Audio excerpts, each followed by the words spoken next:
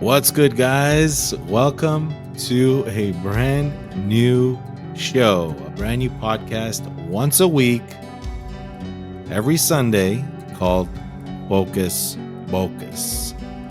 This is episode 1. I'm your co-host from the West Coast, Vahagraphy, and we got Amar talks tech from the East Coast. yeah, Amar. How you doing, man? I'm doing good, man. It's been a long time. We've been Yeah. talking about this, and now we're actually making it a reality. Yeah, a brand new show. We're gonna have some fun on here. We're gonna talk cameras, video, creative. We're gonna talk about life. We're gonna talk about what we're all about. We're gonna bring in different topics once a week. I was thinking about this idea, and I was thinking about like, well, how can we kind of like collaborate both our channels and make it fun? So I came up with this concept of 1 week my house, 1 week your house. Care to elaborate a little bit on that? Yeah, so I'm in Hagen's house today, and next week he's going to be in the house over here. And the whole idea is house meaning not physically. We're talking about our YouTube spaces that we actually own. We own successful channels.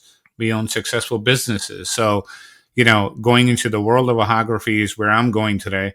And then tomorrow, not tomorrow, but next Sunday, what you will actually see is you'll have Vahagan come into my world and actually explore some more about the things that I like to talk about. So that it gives you a flavor of both sides, and it keeps it brand agnostic. So regardless of the brand you shoot, doesn't really matter. This is all about coming together for the greater good of photography, and it's much needed because there's too much division with this brand war stuff, and we really don't want to encourage that in this podcast.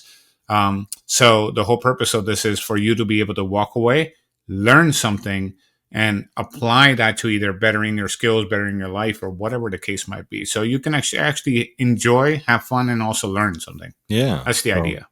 Kind of like if I invite you over for lunch or dinner and we just, sit down and talk shop and talk life, Yeah. talk creative, talk, the creative space, what we're all about.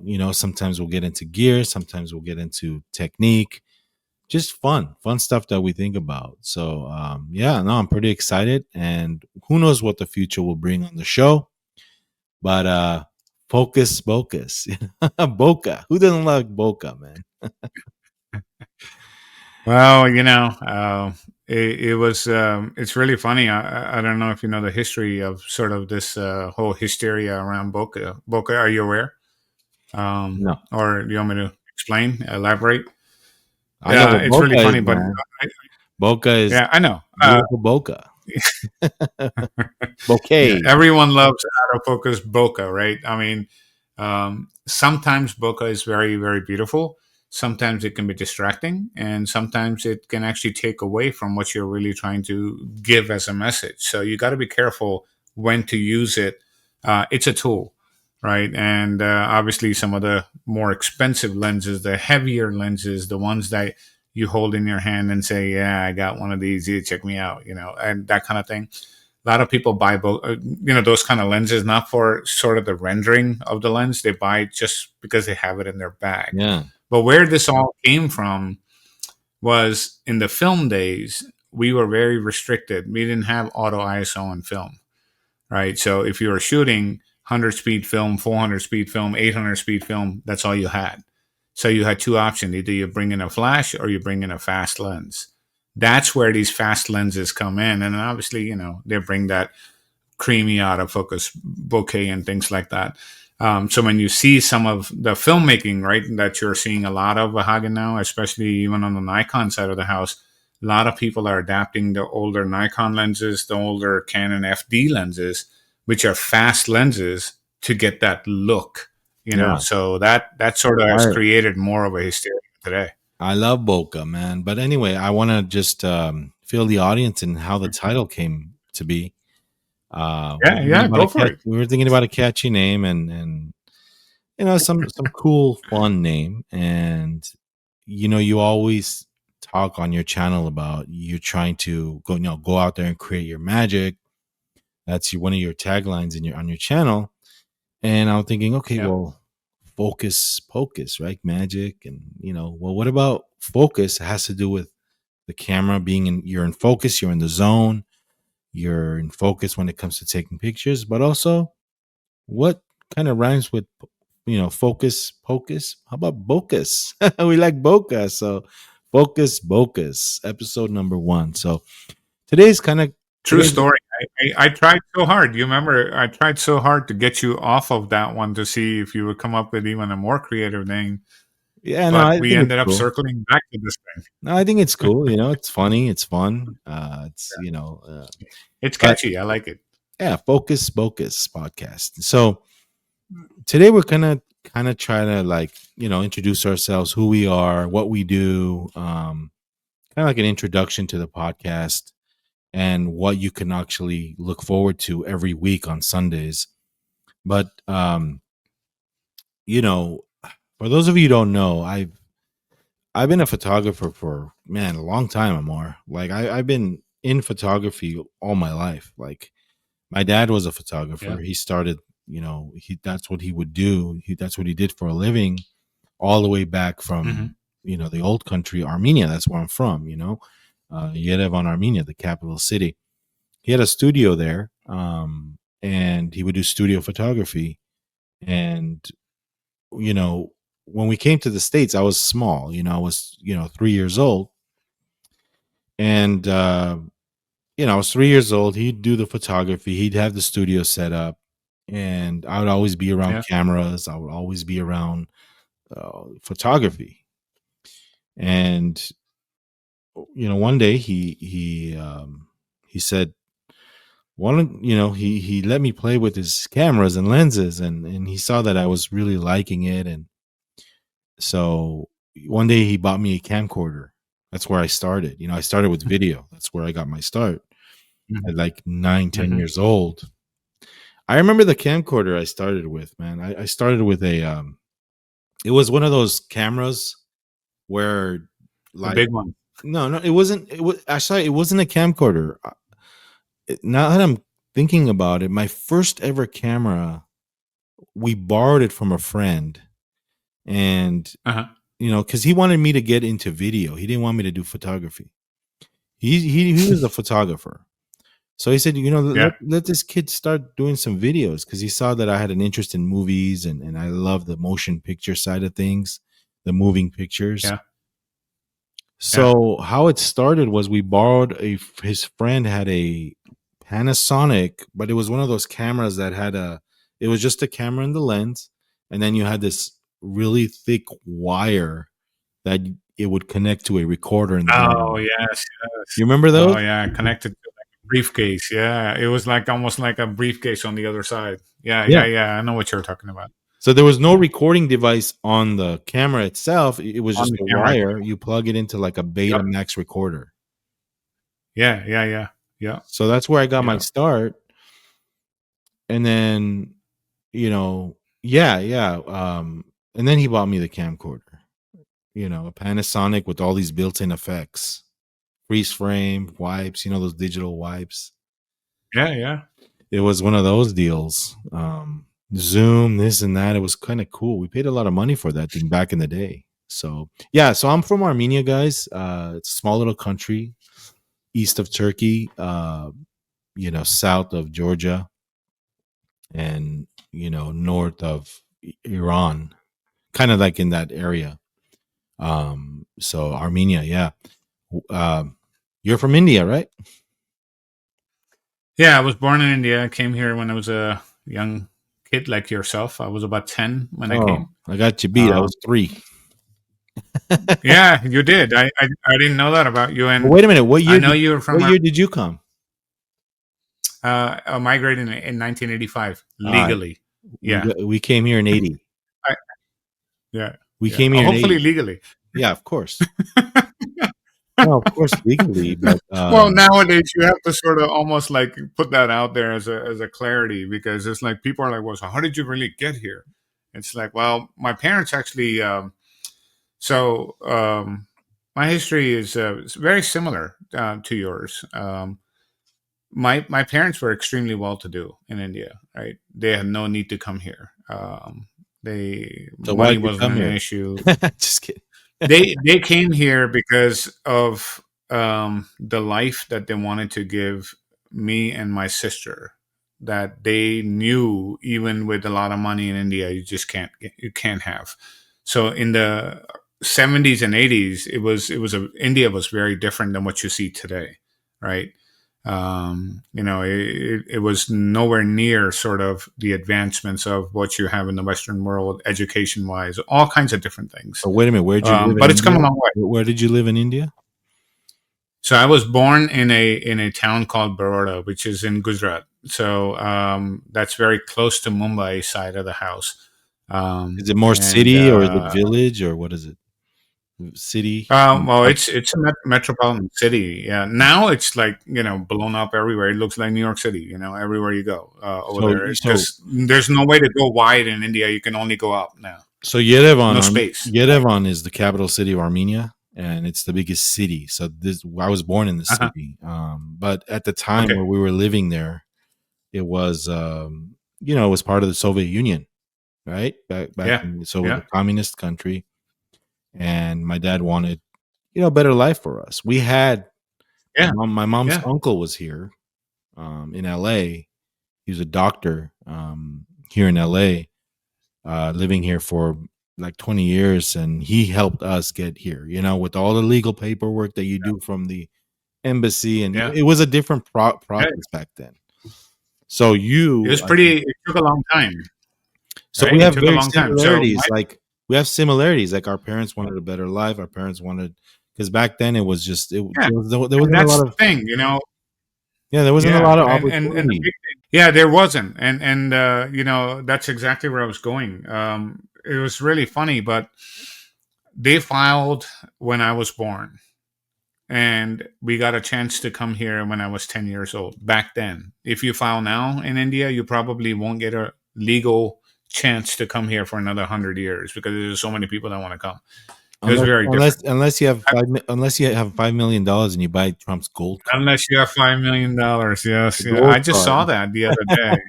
Anyway, Um, sorry to interject our current I events. know, Go but ahead. it's kind of funny that they are trying everything that they can do to try to expedite and offer options, but there were no options back then, right? And when we got here, it was a different life, and obviously I wear a turban, so you can imagine my dad does too. And Wait a minute. Wait a after minute. So, having, so you're a Sikh, right? I am. That So is you're a correct. Sikh. Yeah. So, why the East Coast? Why did you guys choose the East Coast versus coming to beautiful California? Yeah, that's a really good question. So my dad's sister was married and already living here, Oh, okay. Same. and There you go. they Same were situation. back and forth. Yeah, so she was like, "Hey, because his father had just passed away, so my grandfather had just passed away, so it was just my grandmother. Mhm. So then the talks started to happen. Hey, why don't you just bring mom over here, and we can all live together? And then he had another brother that lived in the Middle East, in Qatar, actually. And so eventually they migrated too. But when we got here, even with the utmost in education, so both of my parents are highly educated.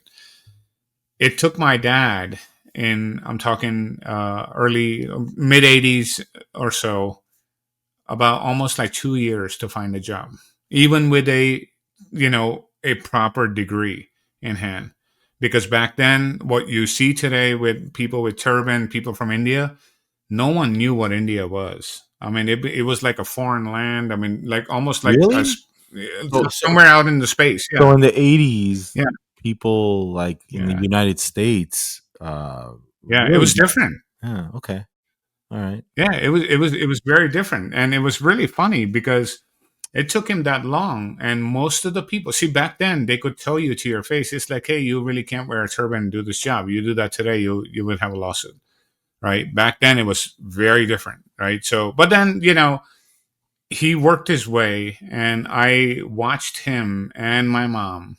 Um, and I think there was a video that I made probably 8 9 years ago. I deleted a lot of my older videos because I don't think a lot of people had interest in it.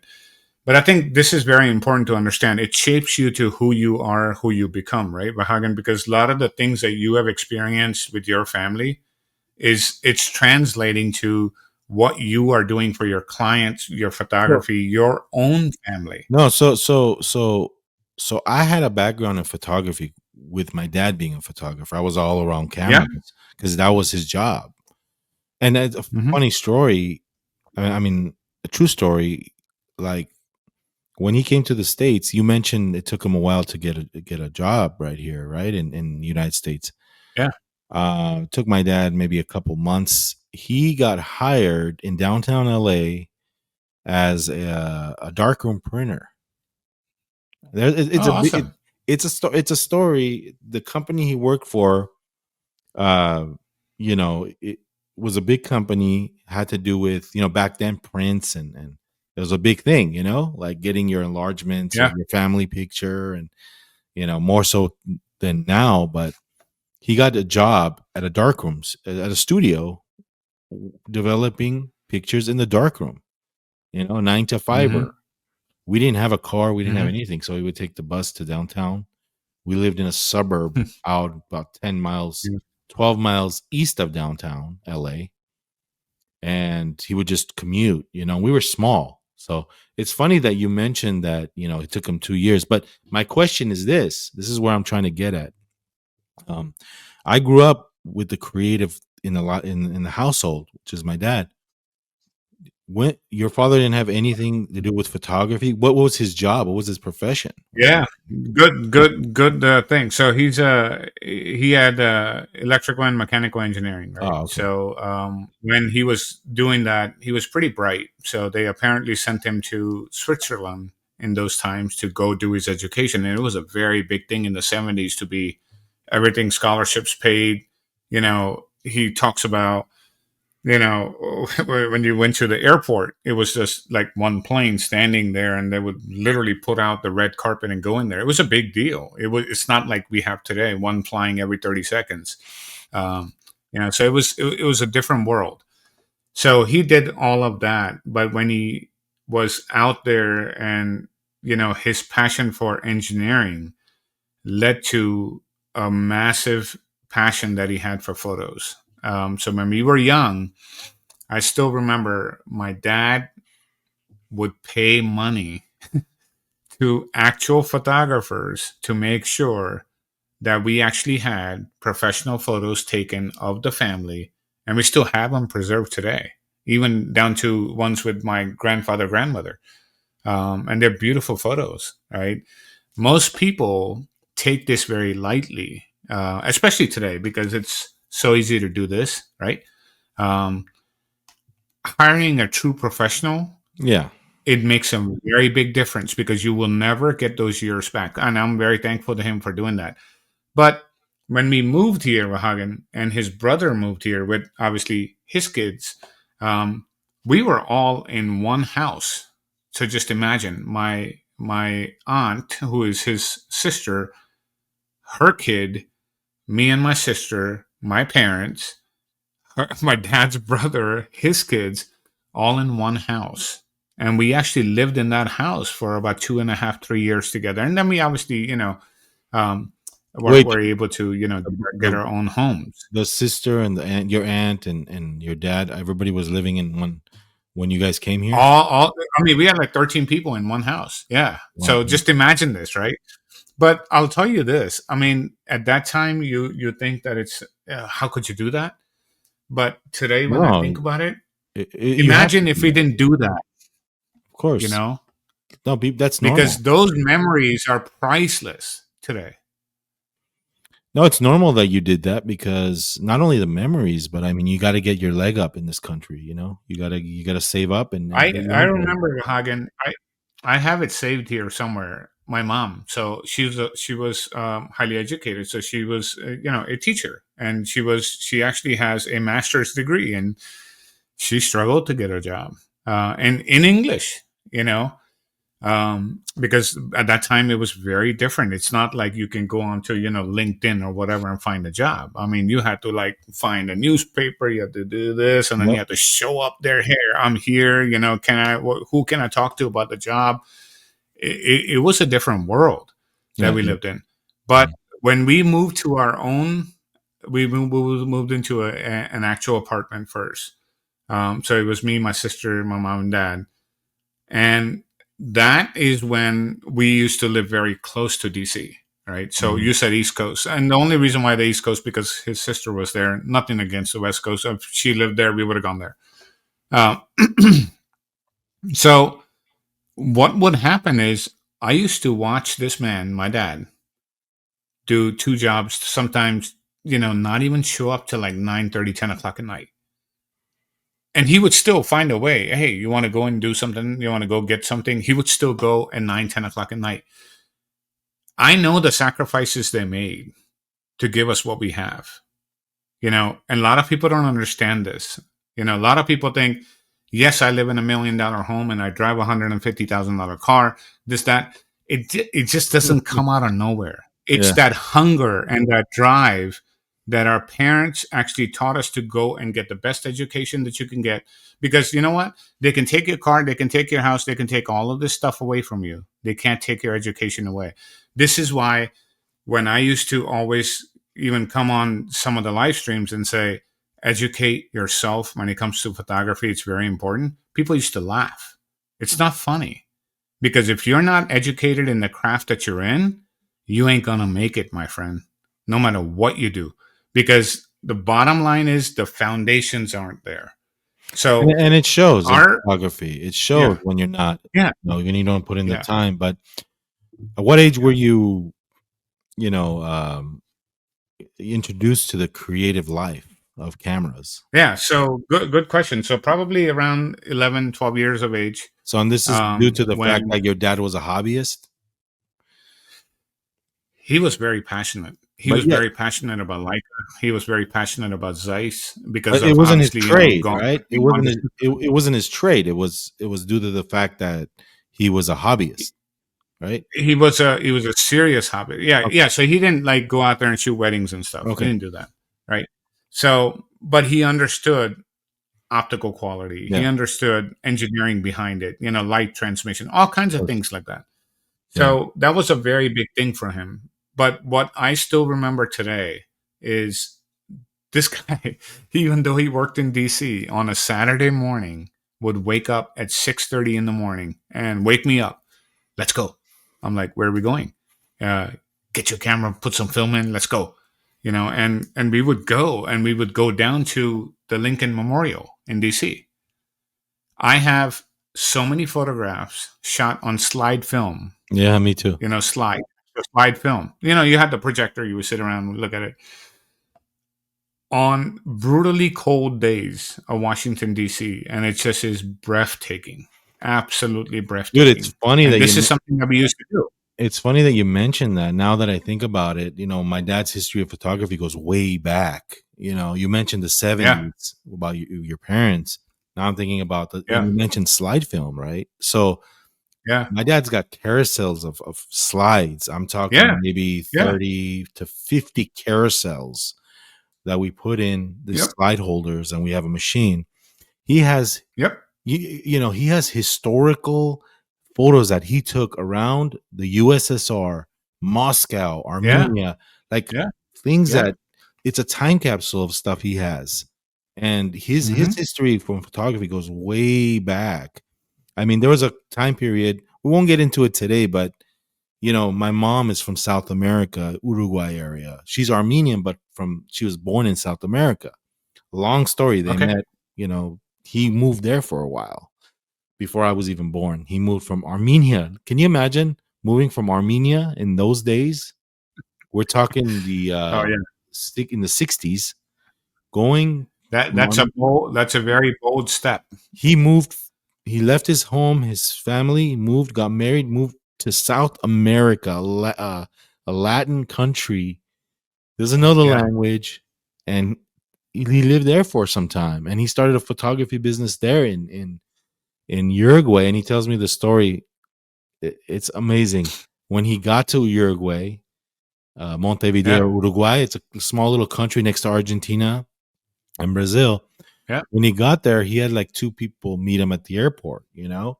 But when he left Uruguay, he had 200 people because he built Awesome. a following. He built such a great He touched a connection. lot of lives, man. Yeah, two, three Yeah. hundred people. There's a photograph of him, of our family moving back to Armenia.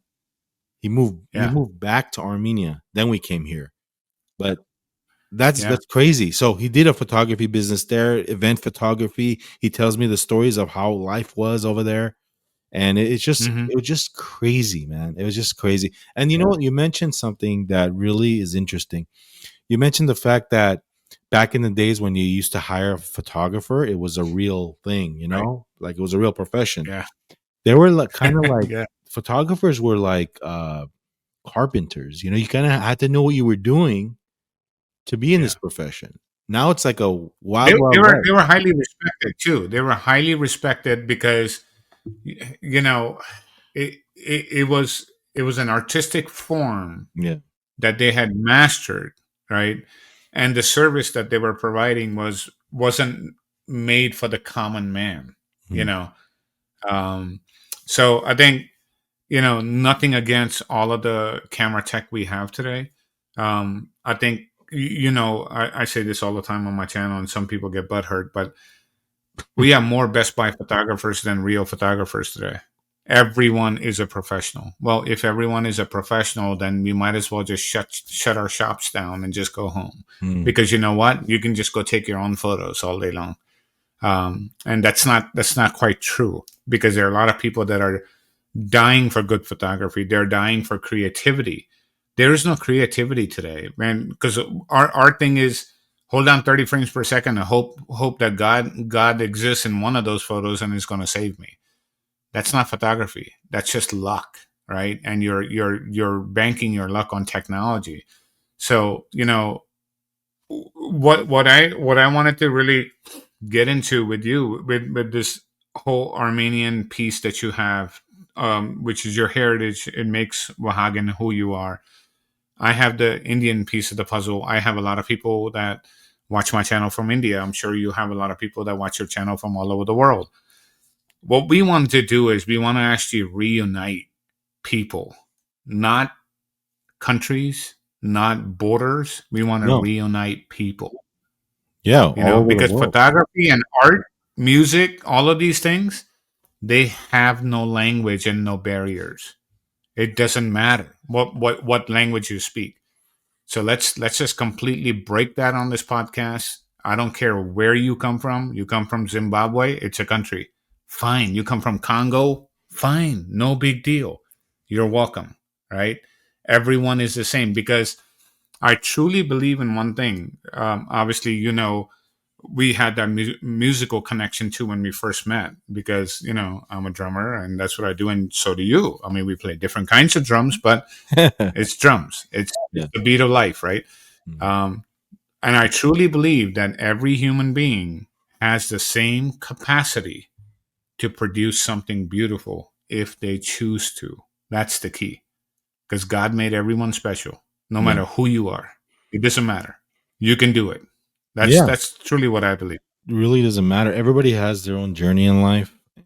In the photography journey, it's the same thing. Everybody has their own journey in photography, but what makes it so special is that it ties into life. It ties into your life. It ties into where you're from, your culture, your background, Yeah. who you interact with. Yeah. It's like photography is Yep. life.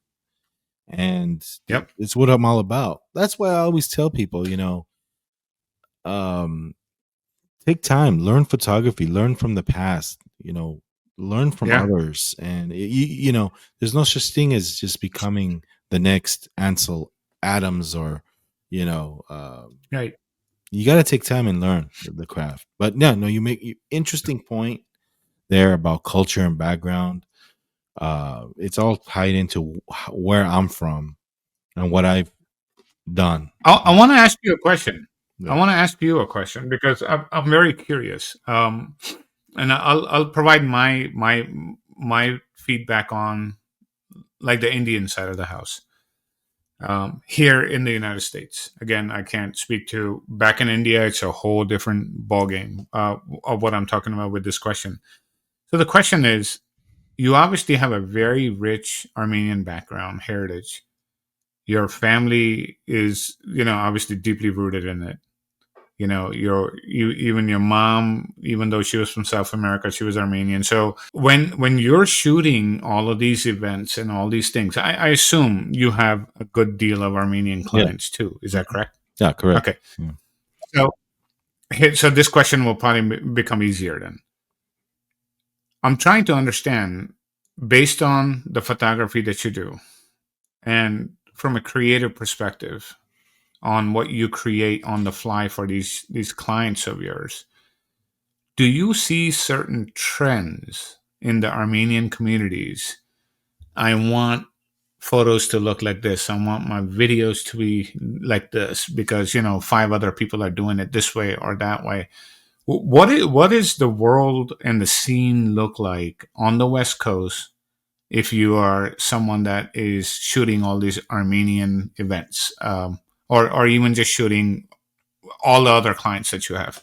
Do you see like a pattern there? Do you see a theme there that's emerging, and that has changed over the years?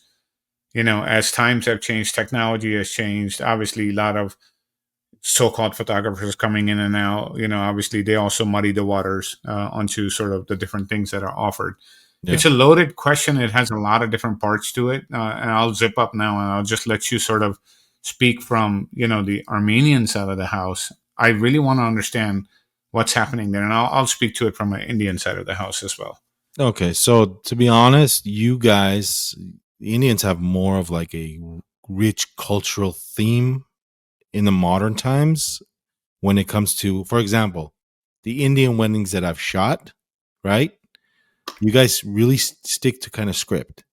You guys have the 2 3 day thing and a lot of colors and a lot of tradition. We also have that, Right. but it's scaled down a lot. Okay, these days. um, Sure. back, So it was different before, and yeah, now it's just more relaxed. back in a couple of decades ago, we Armenian weddings would be more of traditional. You see more like the traditional thing, and I mean, we still go. I mean, Right. there's still a church wedding, and that hasn't changed. You know, the Armenian wedding consists of you know uh, Christian, the church, um, priest, Orthodox Christian, that whole thing. That hasn't changed one bit. The ceremony is the Okay. same. We say the prayers. That hasn't changed. But as far as all the festivity kind of thing goes, it's more modernized these days where kids, and I call them kids because they get married, they're way younger than me. Uh, it's funny because when I started shooting weddings, I was there about their age. Mm-hmm. I was Mm-hmm. right about where the bride and grooms were. And now I'm much older. It's Yeah. like now I call them kids, but kids these days living here, they're more in tune of like the American culture and they want to do Right. cool, hip kind of things when they party. It's more in line of that. But as far as the culture Right. goes, as far as like the church and the ceremony, that hasn't been touched. Still the same. Armenian church, Okay. Armenian priest, prayers, everything is the same. The sacred wine you drink during the ceremony, that's all the same.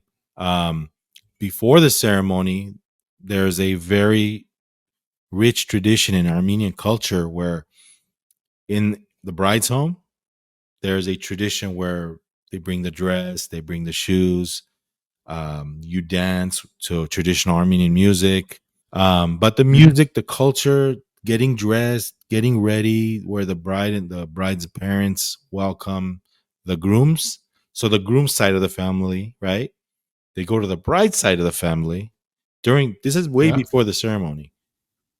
They go to the Okay. bride side and they ask for her hand, like traditional way. Right. That's Right. still there. They go to the bride's Okay. house, the parents come, and they ask the bride's parents if we can have the hand of your daughter. Still do that, Sure. and that's before the ceremony. All on the same day, though. This is not like Indians where it's 3 days, 4 days. All on the Yeah, yeah. same day, everything happens in a matter of hours. Okay, and then they go to the church, do the formals, the pictures, then they party. The party is where it gets more modernized. You don't really see a lot of Yeah. the I'm traditional sure. stuff. The music is still Armenian and with the clarinet and the Yeah, yeah, dahol and all, yeah. but then they start playing the modern English stuff. I'm sure in Indian weddings they have that moment where it's hip hop They or do. what do they play? Yeah, They do. we have They that do. too. Yeah. You shoot a wedding back home, it's totally Uh huh. different. It's a little more traditional back home, but we try to keep it more traditional here. That being said, guys, I shoot all types of weddings. I know pretty much every culture out there. From Jewish weddings, Yeah. I've shot Persian weddings, I've shot Indian weddings, American, Latino, Mexican weddings. I love them all. And I'm pretty used to you Awesome. guys. Everybody gets tradition. So it's pretty much the Yeah. same everywhere. I stick to just taking good pictures, no matter where you're from. I try to adapt to the Well said. traditions. And you know what? Yeah. So, yeah. Go And, ahead. and I was gonna say is the more you do this, the more experience you gain. And it's not only about taking pictures because that's Yeah. there too, but it's more about how you handle yourself with these different traditions. That comes with experience. You get somebody that's new and Absolutely. green, and you tell them to go shoot an Indian wedding, they're not going to know what to do Yeah. because they never been there. They never experienced the Yeah. challenges. I shot Indian weddings. They're hard, they're long, and then they're very detail oriented. I know Right. Indians, bro. Indian people have they spend money on weddings. So they hire top-notch photographers. They don't They mess do. around with cheap. Well, not all, but they do. Yeah. No, they spend money on them, man, and yeah. So They that's the do. gist of it, man. What about you? Yeah. No, I'm glad you shared this because the reason why I asked you this is because I know it's very similar to the things that we do and shooting a wedding in a church. It can be complicated if you don't know how to use a incident light meter, which is here somewhere. Um, you can have a problem, but other than that, everything else is pretty easy. Shooting Indian weddings from an Indian wedding perspective, it's highly complicated. Because the amounts of reds that you have, the amount of whites that you have all these color channels that are bleeding. Um, so when people, ask you, well, why don't you shoot Nikon to shoot this and Canon to shoot that? It's because that lens camera color science combo is very important to Yeah, turn the files around fast. It's not that Nikon's color science is bad, Sony's color science is bad. It's time is money for you. And when you're talking about a wedding that's 3, 4, 5 days long, like you just said, imagine how many photos you end up with. You don't have time to be fooling around with trying to mess with the color. This is where Canon really trumps for Indian wedding type of things because out of the box, it just looks damn good. If you use their glass and you know what you're doing and you know how to edit, you can edit a wedding. I edit my weddings in less than 3 hours, all of them done. If I sit there more than 3 hours in front of one of these cinema displays to actually edit, I start losing money on the wedding.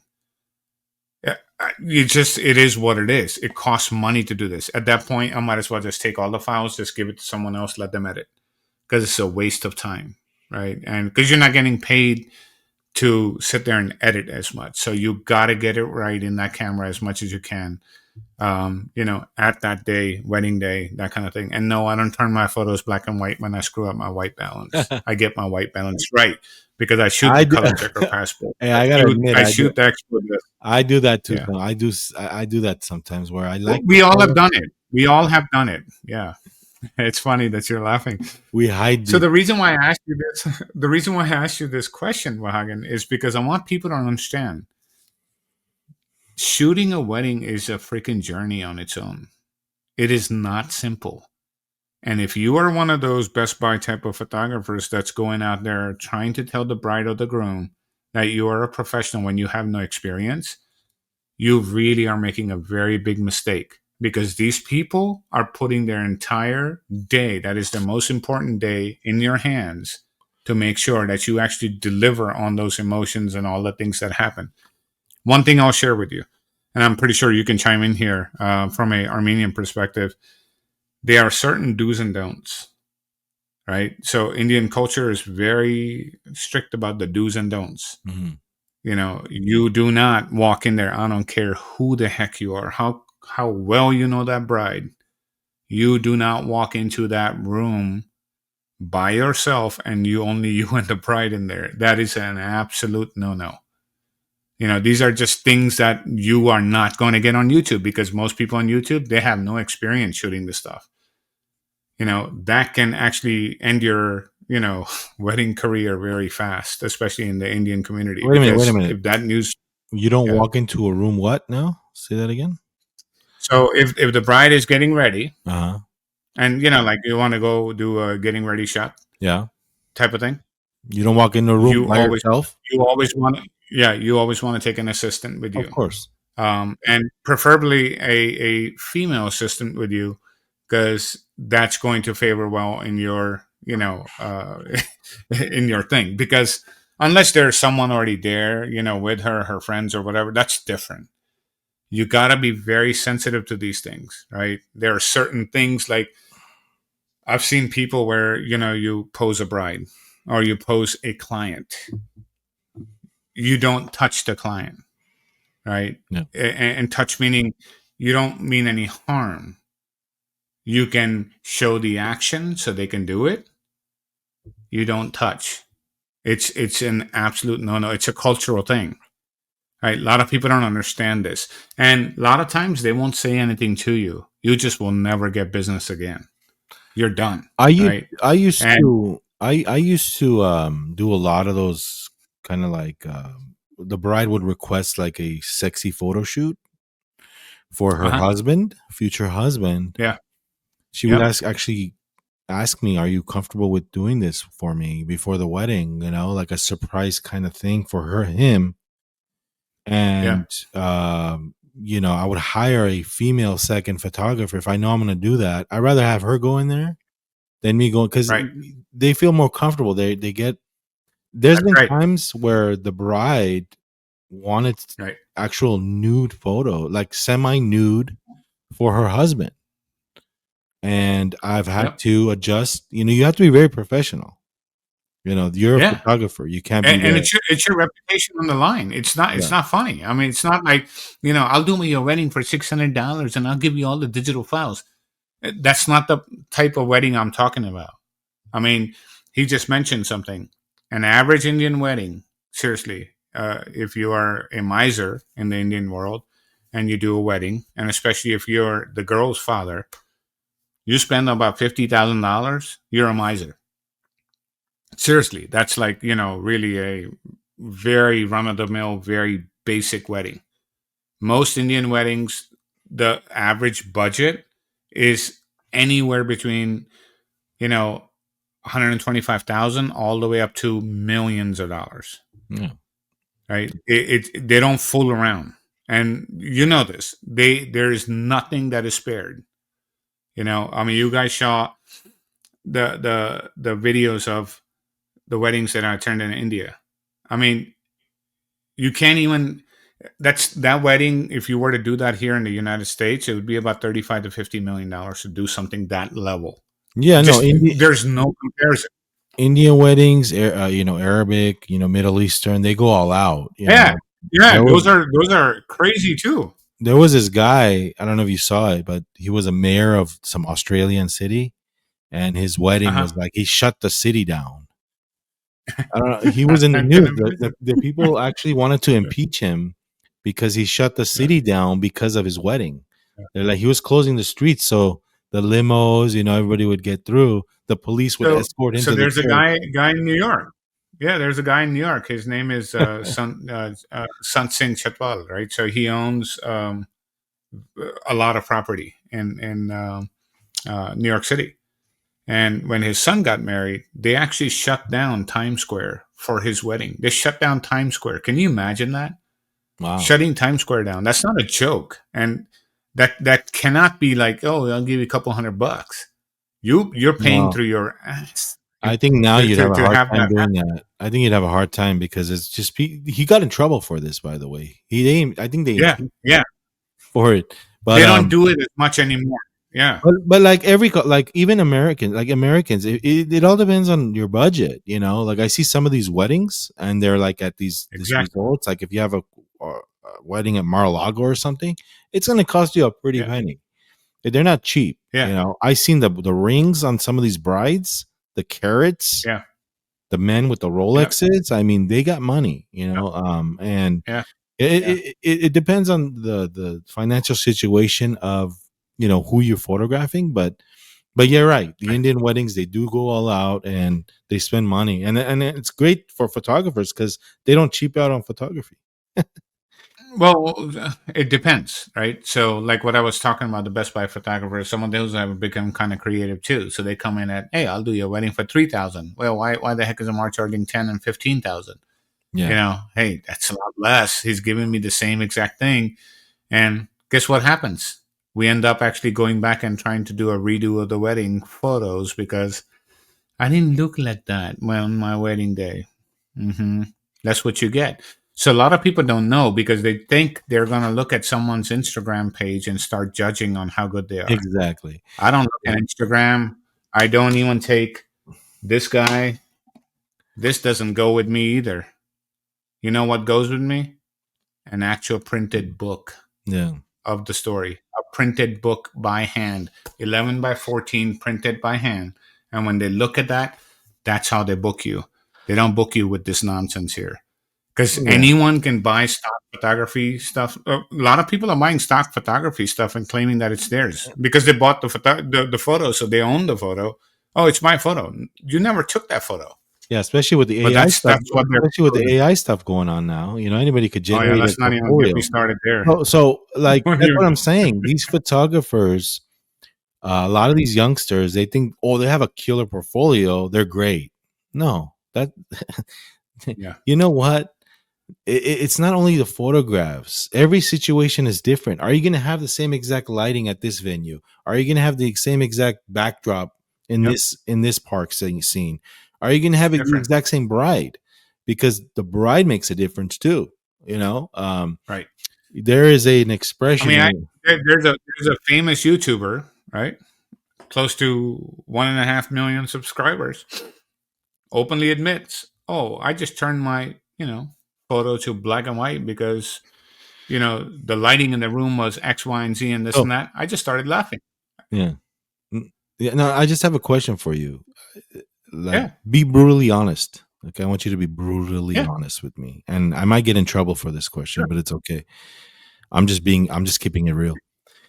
Yeah, yeah. Is it easier to photograph a good looking bride than an ugly one I think for you? I don't think anyone. I don't think, and again, I'm gonna say this brutally honestly. There, I don't think anyone is super good looking and anyone is ugly. I think everyone, like I told you before, everyone was made special in their own way. Okay, okay, sorry, Now sorry. the key, the, I used the wrong yeah, word. I used the wrong word. I, Photogenic. but I know what you mean, right? Photogenic. That You there's a such term. you have to know your craft. No, I You know that. have to know your craft. You I have to know know your that. gear. No, I know that, but I mean when the subject is photogenic, right? I think So I now get you're now the question is different. no, If the subject is photogenic, yes, it is easier. You can get it done faster, no, I get excited. right? Like I want to do more, right? Like I want to do more with the Yeah, subject because the photos are coming out great. They're photogenic. It's not only it doesn't have to do with being good looking. This has to do with being photogenic. Two but different I'll things. tell you this. There's I'll tell you two this. different I'll, things. I'll I'll say it this way though. I mean, I see what you're saying, right? Because it's like a drive for you. It's a good looking, guy or a girl, and your frame looks good. You're feeding off of each other. They're feeding into the camera, and that synergy is happening. I truly believe, though, even if you don't feel that with the other person that might not be quite as good looking as photogenic as this person, if you truly find what drives that person, you can get to same level of result. That takes a little bit of more of a social skill to get you pumped up internally to say, you know what, this is what I have. How do I make this person look as beautiful as the one that was last week that was just 10 out of 10? Yeah, but if the bride has a That's the bad that's the key. if the bride has a bad attitude, you just don't want to take pictures Now, of her. that that's a different ball game. I don't care how good Yeah, looking the bride is. If she's getting on your nerve, yeah, there I yeah. could write a book Then it on this. becomes tough. Yeah, I mean, like, it doesn't matter the way you look. Then it's hard because then you're looking through the camera and you're trying to produce like the photo that I just posted today. Right, it's shot on the 1DC. It's actually a DSLR. Go figure. Right, in the studio, and I shot that in less than 5 minutes. Right, and my wife she's a very photogenic person. She's very easy to photograph. She knows it. She's been a model before, all kinds of different things. But then there are other people that are also really, really good looking that really don't know how to work the camera. And that is an art, actually. Not every model can work the camera. That's when you got to work the camera and make the model do what you need to actually try to achieve out of it, right? In the given time that you have.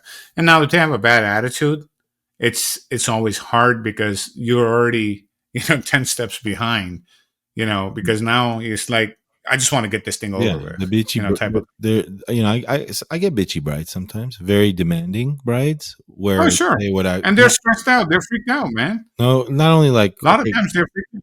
no, I have brides sometimes where, or not even brides, but like subjects. I do portraits too. Like, it doesn't have to be a Yeah. wedding. A Yeah. subject that I photograph. Oh, did you get this? Oh, did you get that? Make sure you get this. Make sure you Yeah. get it. Every little second, you know, they nitpick every little thing you do, and those are usually the cheaper clients.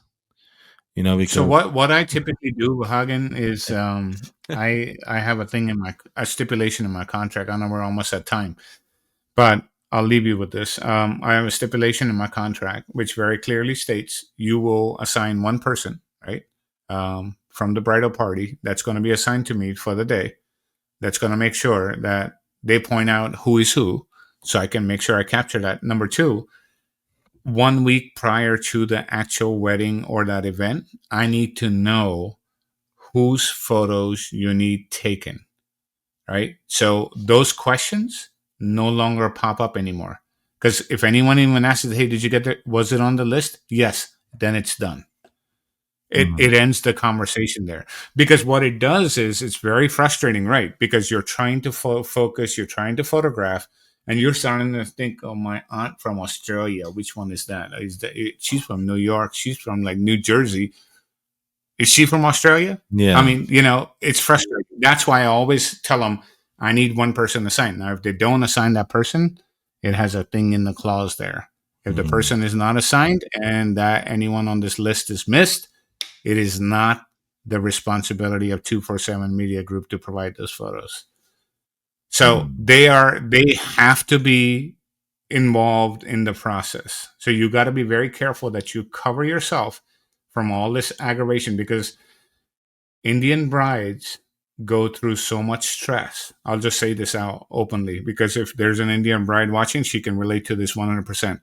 Their biggest stress is her family. I mean, they freak them out. There's too much of this custom stuff that goes on that has to be done. It has to be done exactly this way. It has to be done exactly at this time, and you have to look exactly like this. You have to talk this way. You have to walk this way. It's a lot. So just I have imagine that poor thing is going through all of that. I have one question for you, and then I can answer this too. Sure, If you were to give sure, one piece of advice, and make it a short answer, I'll sure. make my answer short too. But if you were to give one piece of advice to a wedding photographer, what would that advice be? Any subject matter. What one piece of advice you would give somebody? Just one simple thing. Learn exposure, understand color, which is make sure you shoot an X-Rite color checker passport. I don't care if you're too busy to shoot that. You shouldn't be shooting a wedding. Shoot that. Make sure it's right. And number But the three, weddings are run and understand. gun. The weddings are run and gun. I don't have time to do that. Oh, if you got run and gun, then guess what? You need to find a new hobby because you're doing a very big disservice to your clients. Because at the end of the day, there's going to be all kinds of different lighting, all kinds of things happening, and those color checker passports, color light meters, they don't lie. They see things that your camera is designed for 18% gray. It's going to level everything to 18% gray. It's going to look like crap. And I don't care if you shoot raw so because get, you don't know what the starting point is when you go back and edit. so get your photography basics down. Basically, you're saying Yep. that would be your You have to. my You advice would have to be because it's too important of a day. Yeah. my short advice would be just if I were to pick one word of advice for Yeah. wedding photographers would be get out of the business. It's not worth it. No, I'm kidding. Would be no would be no, but to be serious would be doesn't matter if you think that picture is great. You can think of that picture as the most amazing photography ever. The composition is right, the lighting is right. It's just a killer Hmm. backdrop. It's sharp, right? It's sharp. How many times have you heard that from photographers? It's got to be sharp. But Right. if the bride doesn't like herself in the photo, it doesn't Game over. matter. It's zero. That That's right. photo is gone. It's scrapped. That's the That's right.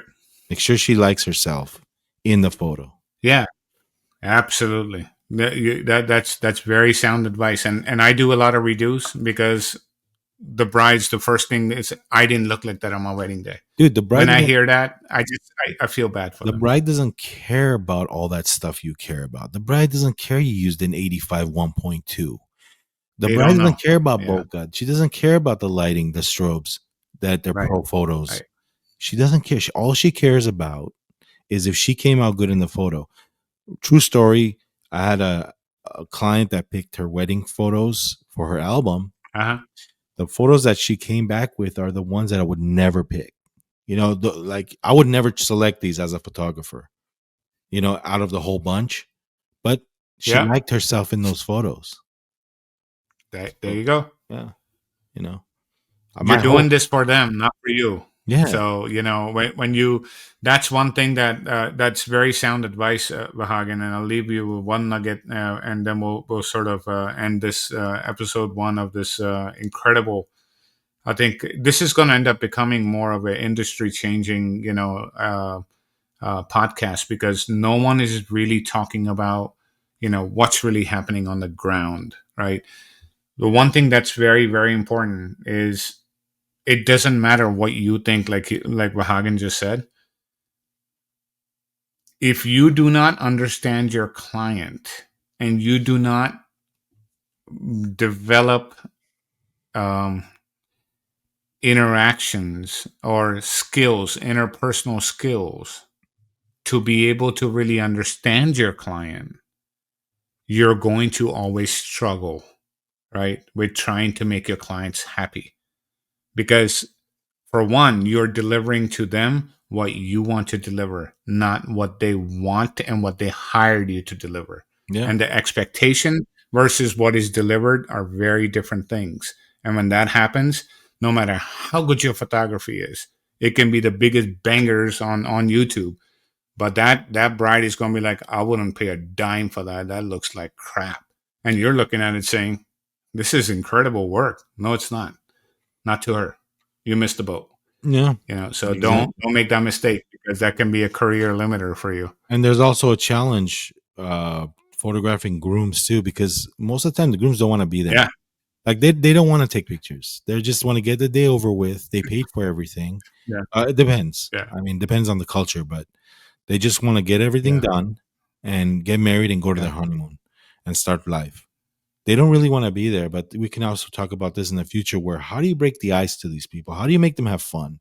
That's a whole different thing. We'll get into it next. Interpersonal. Maybe we do a podcast on interpersonal skills, Yeah. especially bringing different cultures in, because in every culture, there are certain things that are okay to say and not to say Yeah. too, because it can be viewed a very weird way. Yeah, I mean, hey, you got to read the room. You know what I mean? You got to read the room, and that takes Yeah. a skill Good in point. itself. Hey, I got a question. Do you shoot other like weddings too? You shoot other weddings too, from not only Indian, right? Yeah.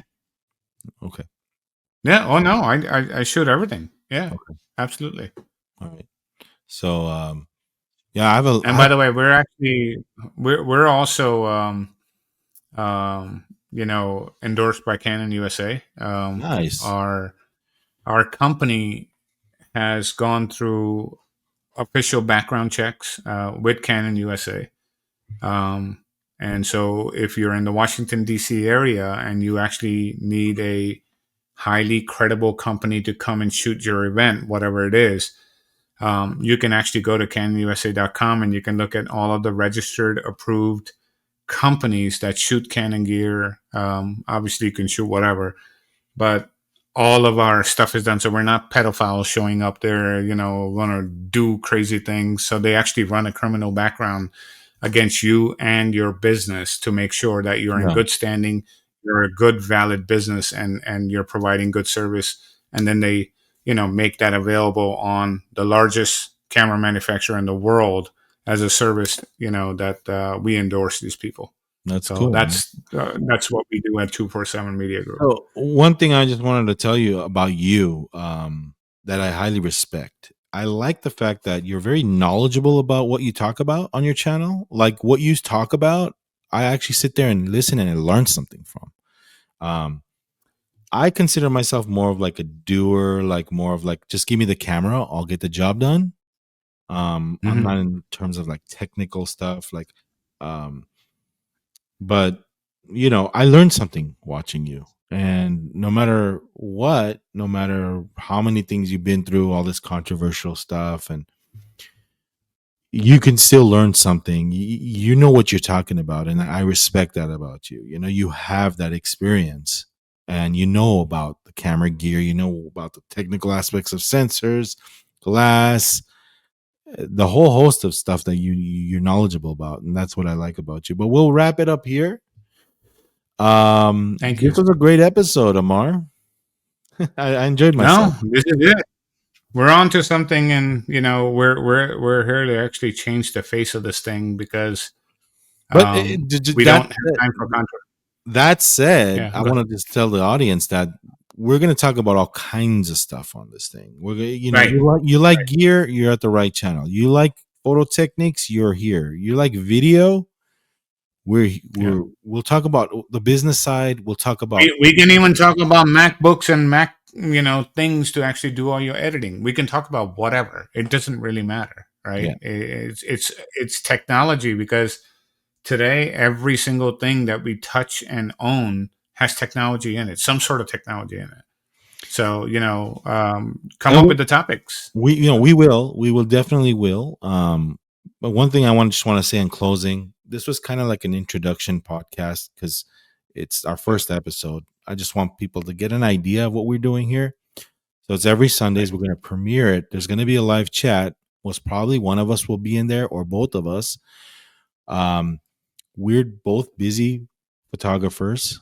We have jobs, and taking time out of the day to do this for you guys, super chats and super thanks are welcome. Amar, here's a coffee. Go get a coffee. For your time. No, well said. And future episodes, they're going to be capped at the 1 hour marker. Yeah, yeah, This one is a little bit longer because we did the introduction and it took that. And obviously, we got into the discussion of pretty passionate, two very passionate people that come from similar yet different backgrounds, right? And that's the beauty of all of this. We're all different, but we're actually more similar in ways than we're different than each other. So just think about that when you're shooting photographs, your clients, camera gear, it doesn't matter, man. and that and If that you can't get a good shot today, then it's the problem is you. and that being said, when you bring up the cultural thing and where we come from, I'm a fan of all cultures. Yeah, I'm exactly. actually I'm a fan. Actually, if I like, I have friends that are Italian. I have friends that are American. Indian. Like Yeah, yeah, I love. I want to know more about them. I want to know more about everything about them. And sure. so, just wanted to say that. And we're gonna have great topics on this thing. We're gonna have fun on this But thing. before you end, I want to learn one thing from you before we go. What? What is the salutation in Armenian when you meet someone and or when you're saying goodbye? How do you say it? How do you say it? When you greet somebody, Yeah, if you just met me and let's say we both were Armenian, what would you say to me? I'd say Barev inchbeses. Hi, how are you? Okay, so how do you say that? Barev inchbeses. Barev, Inchbeses. each pesev, Inchbeses. each pesos. Inchbeses. Yeah. Okay, Barev bara inchbeses. each peso.